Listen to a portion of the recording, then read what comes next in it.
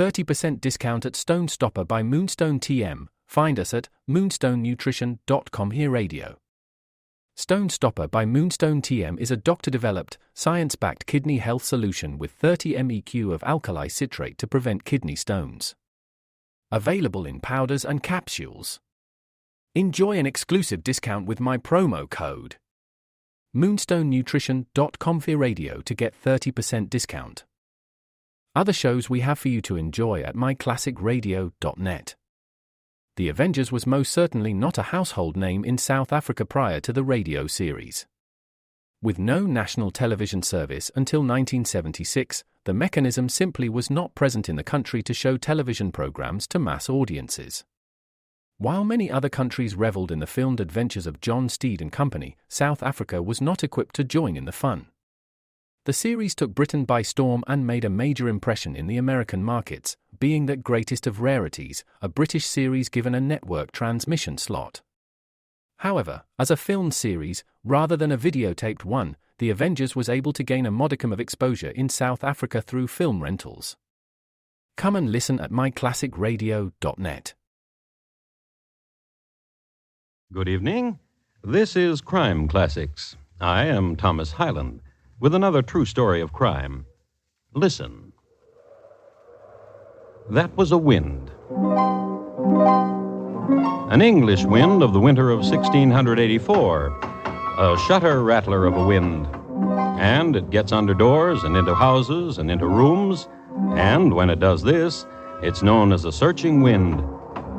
It worries a door all night long, and tinkles crockery hanging on hooks, and searches some more.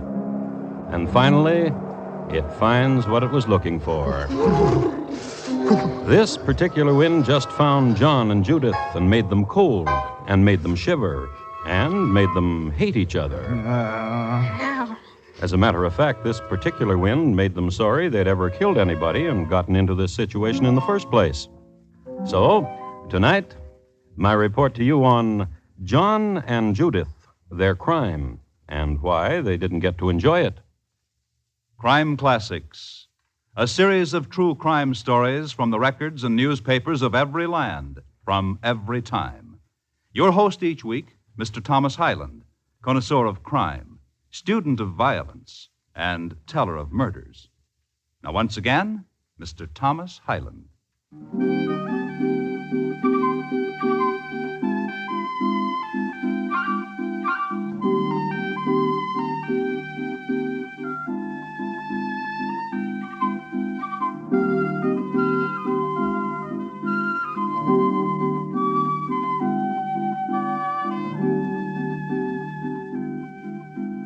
Our scene is the country town of Snitton in the parish of Bitterley, near the confluence of the Team and Corve River. The scene, in fact, later immortalized in Henry Luddy's singing stanzas. Indeed, it was a veritable Henry Luddy setting which concerns us here. Summer, heather, gorse, larks on the bough and on the wing, primroses, violas, and maiden fern, squirrels gathering and putting away, gophers and quail. Summerly and a smile, Luddy's very words. And in the middle of this sonnet of summer, right in the middle of it, where the sun shone the most golden, there was a house. And in this house was a kitchen, and in the kitchen was a maid, a hired help, that is. And making love to the maid was John Cupper, Mrs. Cupper's husband, that is. Mrs. Cupper being at the market at the moment. Oh, now you get to one side, do, so I can get back to that kettle. That was Judith, the hired help. Oh, fie the kettle. Give me a lippy do. And that was John Cupper, the man who hired her. Sweet one, Judy girl. And sweet it was. Unwind from me, John. The kettle needs doing, and the silver tray needs shining. You can scour and shine another day. And your wife will be coming home any time. Unwind from me. Oh, she'll not be coming home for a while. Oh, smart one, bean't you? And how do you know that? I gave her farthing enough to buy 2 melons, two large melons, and walking back with them, little girl. Little Judy'll take a longer time, I tell you. Oh, smarty. No, John. Oh, why not? I just told you that me... A verse, John, like you do. But like you haven't done for a week now. I wants me a verse. Oh, so smart you are. We play the game, John. All right. Judith walks in the other, light as a feather. Yeah, come closer. It's the game. Yeah.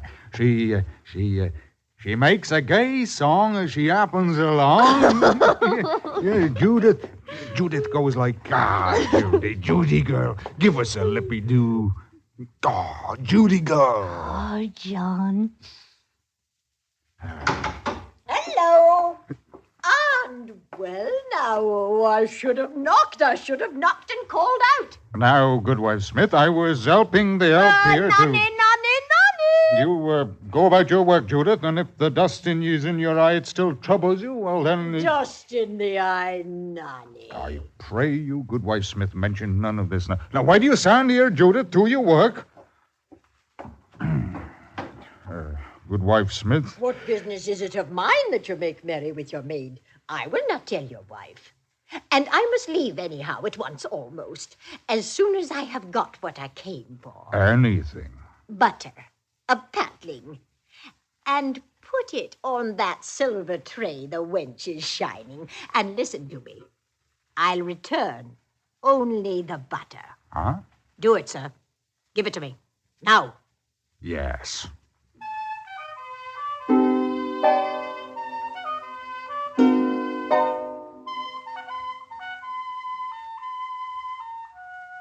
Goodwife Smith placed the silver tray in one tight little fist and went singing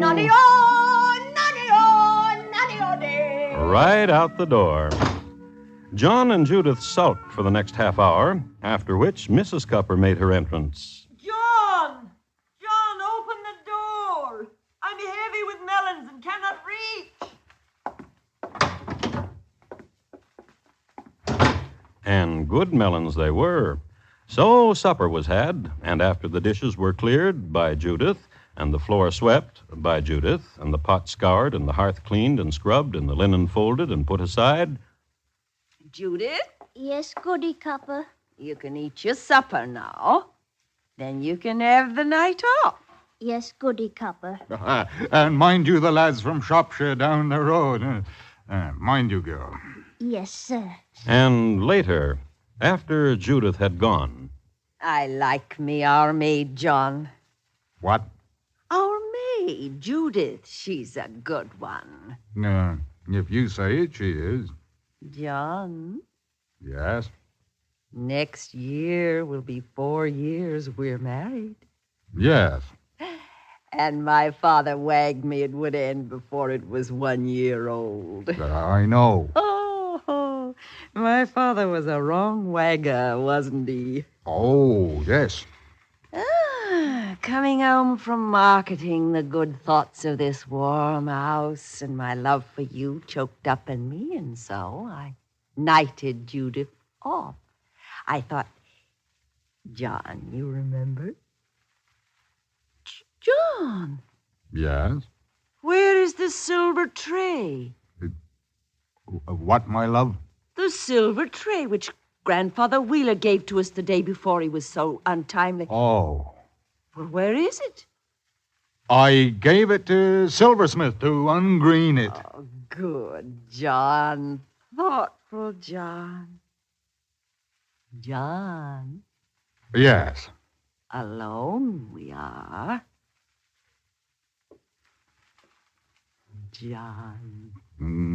It's a warm night, Hannah, and I... Oh, and I shiver. Hold close to me.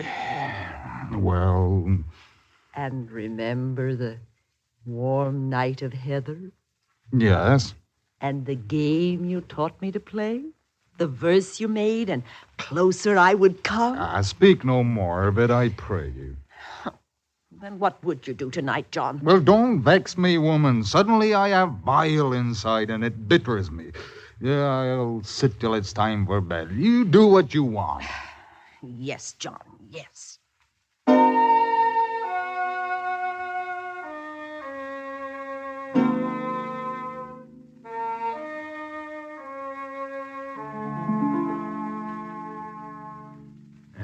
Then Goody Cupper lighted a candle and walked upstairs and went to her bed. She kneeled beside it and pressed her cheek against the pillow. And later she dressed into her fresh linen nightgown and went to bed and let the warmth of the night drift over her. And she slept. Her husband, on the other hand, waited up for the hired help.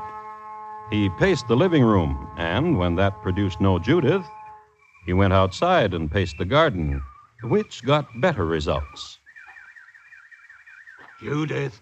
You. Where you been? Shropshire.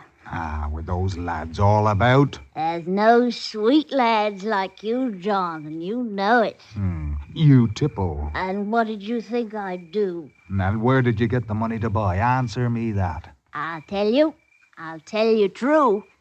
In Barbara Mercy's alehouse I was. And there I sat with folded hands and looking prim, and smoothed down my linen from time to time. And I would look up, and there would be a frothy pewter. Some lad bought you ale. There was 3. 3 lads? One was golden, one was dark, and one was bigger. Oh, yeah, you joke to me. Come to me. How they fighted for me, and bloodied each other, and walked off arm in arm. Oh, listen, there's Heather tonight, Judy. Were you my husband? What? Goody Cupper owns a feather bed, and I sleep on rags and wood. And let me tell you, John, Barbara Mercy said to marry you, and she's the one who knows. Night, John. You wait. What for? I have already a wife. And you can't get another till you're rid of her. True. Then rid of her. How? I did not ask Barbara Mercy that. Perhaps you should. Perhaps I should. And Judy girl, love. Do not Judy girl love me. I go to my rags and wood. Night, Master Cupper.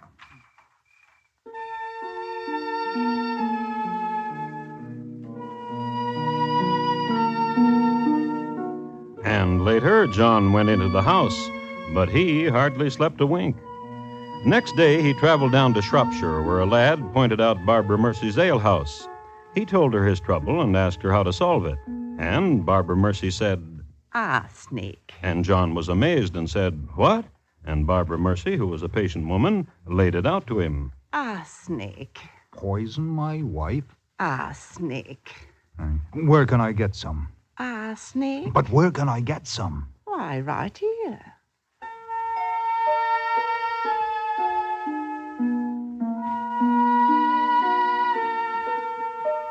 It was noon when John got back to his house and opened the door wide to a domestic scene that would have warmed the cockles of a less disturbed man. Judith was churning, and his wife Hannah was crocheting a centerpiece to put on the silver tray after it had been ungreened and returned by the silversmith. Churning, crocheting, and sweet summer smells and sweet bliss. Oh, goody. Oh, John. Oh, wench. Oh, Master Copper. And what did you do in Shropshire Town, John? Oh, to see a kegler. We'll be needing kegs come griping time. Aye. Wench, Yes, Goody Copper. have you got butter yet? Master Cupper'll want butter on his loaf for lunching. Soon. I thirst. Oh, there's milk in the larder there. Wench, fetch. I'll fetch. And I'll bring you some, too. Wench, Yes, Goody. it's a good husband I've got. Yes, Goody. My advice to you is to get a husband just as good. A good provider and a thoughtful man. Oh, John, I just said you were a thoughtful man. Taddy-o, drink your milk. Thoughtful man. To drink. All of it for the coolness of it. What is it, Goody?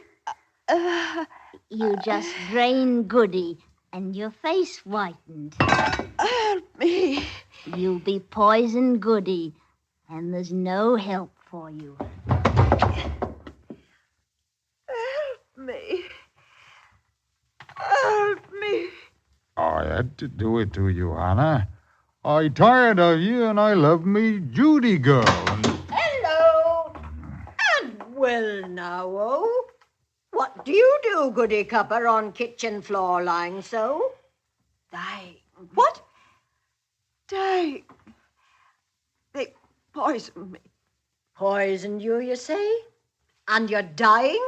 Yes. Yes.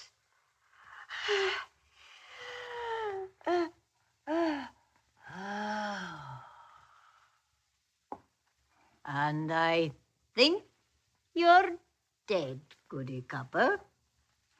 John Cupper, Yes. and what will you do with her fine things, her pretties, oh, her jewels? What will you do with them?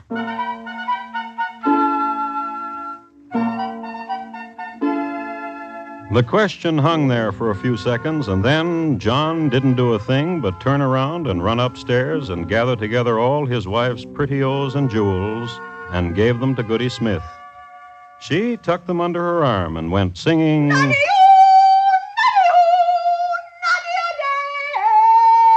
right out of the door.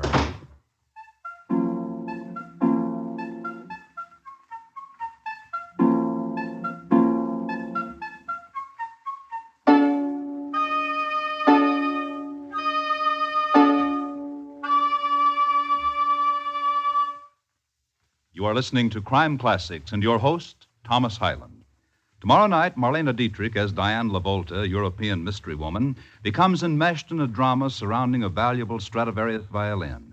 It's another exciting romantic adventure for the lady with a roving disposition and a magnetic attraction for men. On CBS Radio's Time for Love, starring Marlene Dietrich. And now, once again, Thomas Hyland and the second act of Crime Classics, and his report to you on John and Judith, their crime, and why they didn't get to enjoy it.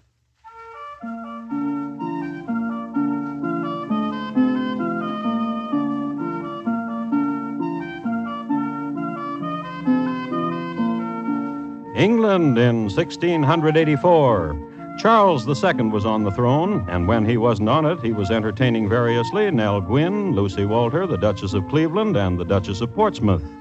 It was a prosperous time in England. Spices and gold and tobacco and silver and precious jewels were pouring in from India, and the government was sending brightly colored and highly polished beads and discipline back in return.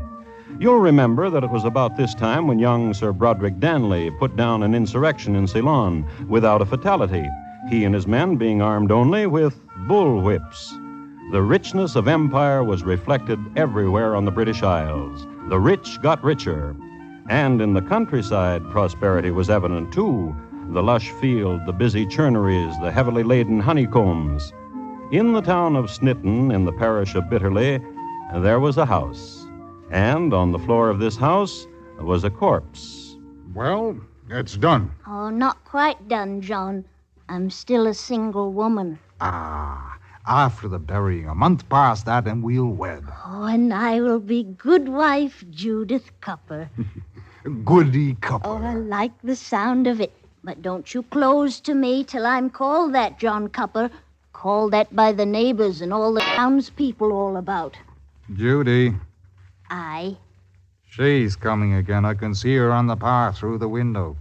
Goody Smith. Oh, she's a greedy woman, John. Yes. To be feared. Hello. What want you now? A question to ask. Which is? Who's to do the burying of her?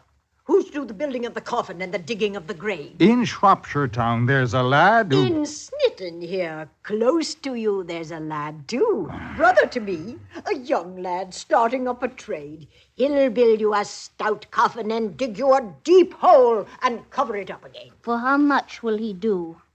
20 pounds? Which is 4 times what the lad from... We'll do it. Then I'll send him to you. Give me the 20 pounds, please.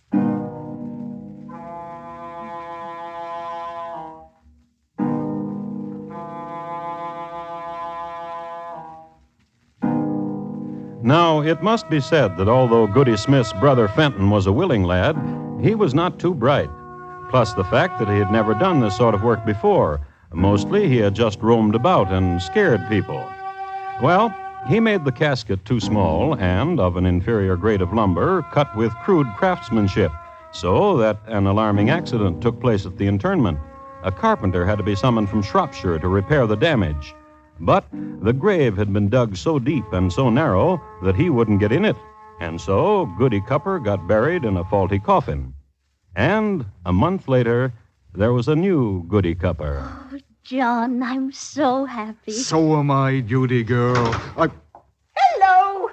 Make heap of your wedding pewter. I'll take it home with me. This was in August, and in September... I broke my churner, Goody Cupper. But how will I... Have your husband bring it to me if that's what you wanted to ask. Always did like that churner you use. And in October, the early part. My brother's outside with cart, John Cupper. The constable says I must keep him indoors. That rocker you're rocking on's always been a favorite of his. And in October, the later part. It seems to me that soon you'll have nothing left. Which is true, Barbara Mercy. Well, last night she took dining table and all the chairs around it. Listen. When Barnabas howls, 'tis a bitter cold that spills from the moors. A bitter winter's coming in. Aye. When coming here, we saw the ice had formed on the River Team where it touched the Corve.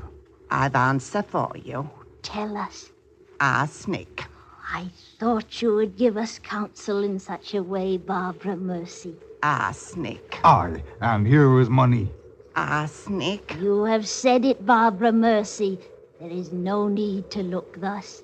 You have said it.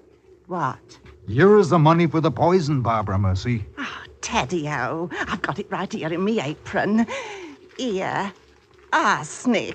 Taddy-o. Taddy-o, Barbara Mercy.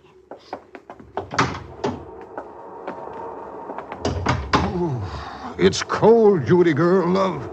In a dismal time. Oh, soon it'll be warm, John. Oh, soon. But yet it grows colder by the minute.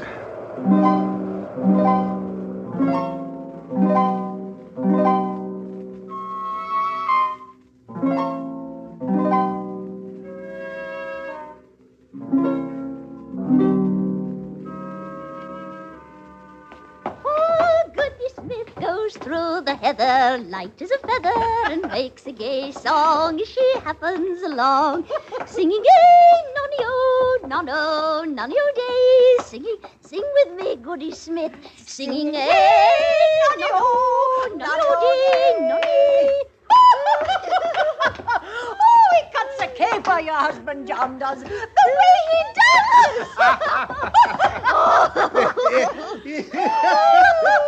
It's a dancer you are, John Cupper. Is that why you invited me to your house? To see you at caper? To enjoy you, Goody Smith, to party with you, as neighborly does. And you bear me no malice for my borrowing, do you? Bears you malice? Now, why should I do that? Such a neighbor as you is a rare one indeed. My gullet's dry and it's a wet it needs.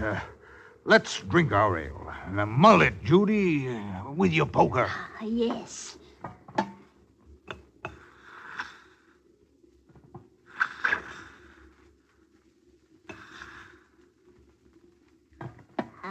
This one is yours, Goody Smith. Drink you, and we'll all drink. In truth? In truth. Yeah, this one is yours. What did you do? Why did you spill the ale? Goody Smith, why did you? Oh, it's festive, I feel. I'll fetch more ale. And we'll spill it. What aches you, Goody Smith? There's not a thing that aches, nor will there be. I have seen your first wife die, John Cupper, from a poison, and I want none of it for myself. No, you will not murder me. I will take the copper cups tonight. Fetch them. Fetch them now, for the festive is over and I'm going home.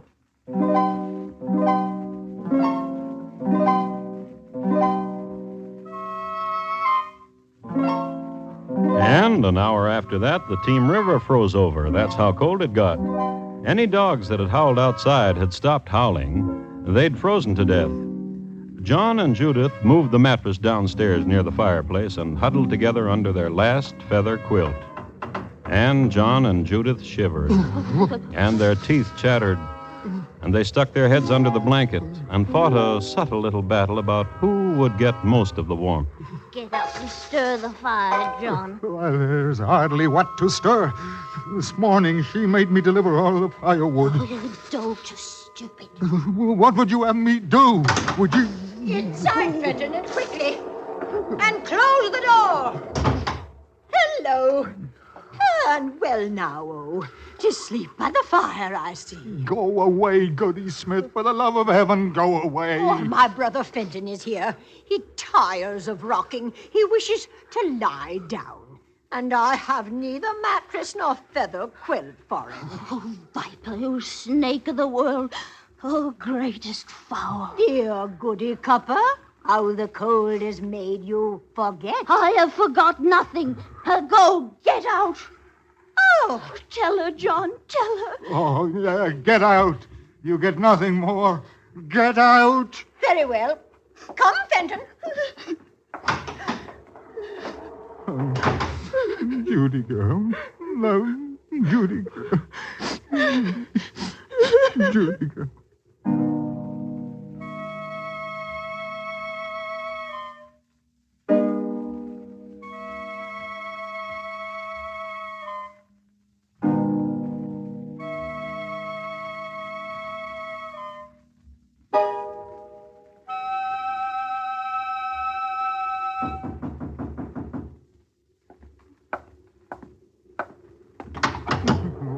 Come in quickly, whoever you be. And who may you be, sir? I am King's Constable. On what mission, sir? To read a warrant. On what charge, sir? Murder. Well, then read it and get on with it. On the complaint of good wife Sarah Smith of the town of Snitton in the parish of Bitterley, that John Cupper did horridly contrive with his maidservant Judith, now his wife, in poisoning his then wife Hannah, that these two shall be taken to the assizes in Shrewsbury and there tried. Come along. They were too cold to protest. It was warm in jail, and there was a hot broth. Facts which suffused them with such a sense of well-being that they confessed everything. Oh, I put the white arsenic in the milk and chucked her beneath the chin as she drank it down. But it was my idea. I said to him, kill your wife, John. And so I did, and I felt no remorse for it since I loved Judith. And I loved Jono, which is why we needed to destroy Goody Cupper. Whoa, we murdered my wife. There's no doubt of it at all. Poisoned her. Oh, I'm getting warm, Jono.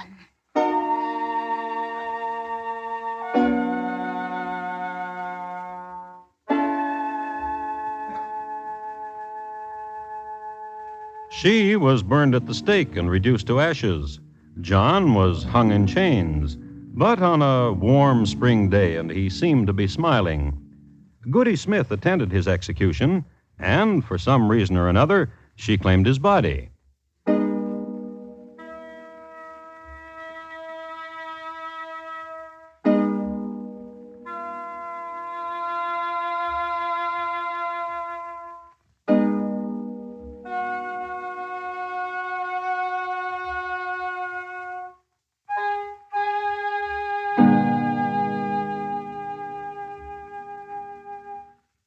In just a moment, Thomas Hyland will tell you about next week's crime classic.